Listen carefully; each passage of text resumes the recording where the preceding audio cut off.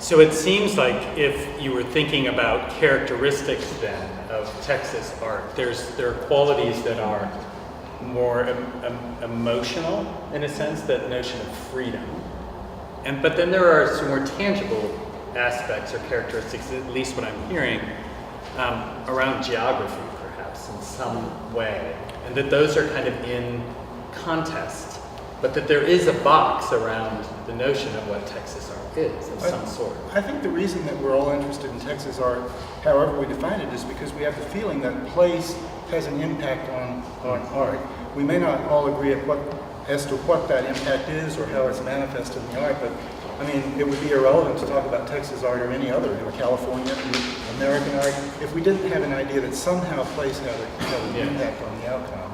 Well, I wonder about that, Benito, with your work, because as you declared, as a contemporary artist who happens to live in Texas, but do you see a kind of visceral impact of the place that you are in the work that you do? Well, I think that environment and upbringing, it really informs a person, and that also informs an artist.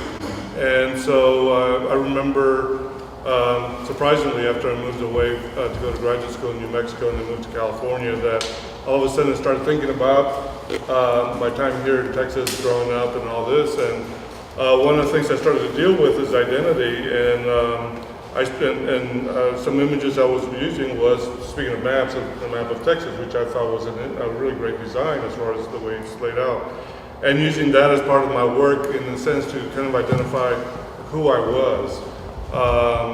And then creating works that dealt with, at that time, chalupas, the Mexican food chalupas. Because my father used to have a restaurant, and I used to make those chalupas and also eat them. And I thought, so I would start doing these drawings of chalupas. And I thought, later I began to realize, I was thinking about that, chalupa is a food that you consume. And art is something you consume with your eyes. And the chalupa, the definition of the chalupa is a boat, so it's a carrier. So I think of the chalupas in my work as a carrier of information that one consumes through their eyes. So by doing that, I was kind of like, in a sense, very identifying with my upbringing and with Texas roots.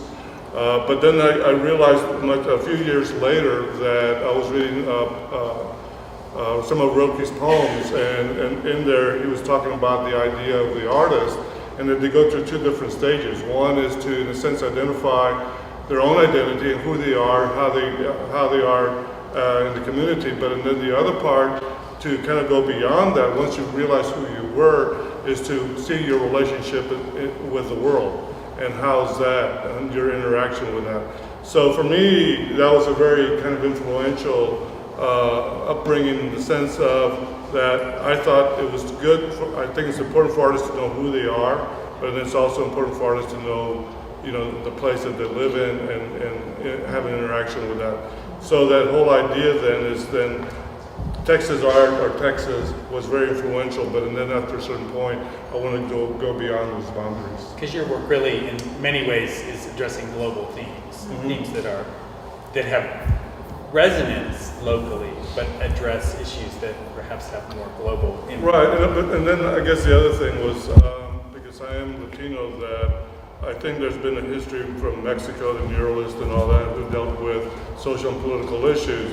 And even though I think that, even though I'm not from that period, I think that has been somewhat of an influence, an undercurrent in the work, not necessarily in the way the work looks, but in the way I approach the work.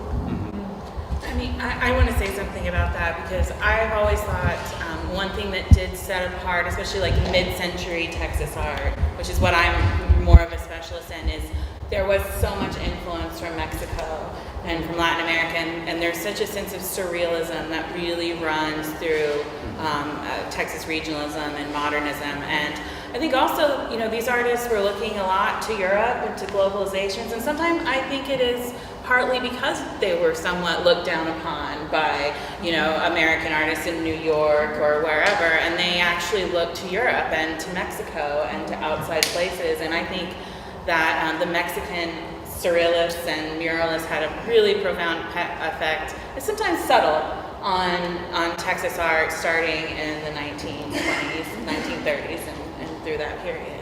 So. No, I think that's a really good point, but what's interesting, and when we're talking about qualities of Texas art, when you think about that regionalist period and those artists, what was interesting is how each of them sort of digested the different European influences or influences from Mexico to create their own vision. But there is a sense, I think, particularly in that period, where you see the work and you do have a feel for Texas. I think that's one thing that comes across a lot of times, is either not necessarily a specific site or a specific place, but an aura of the environment. Sometimes to me it's that horizon line.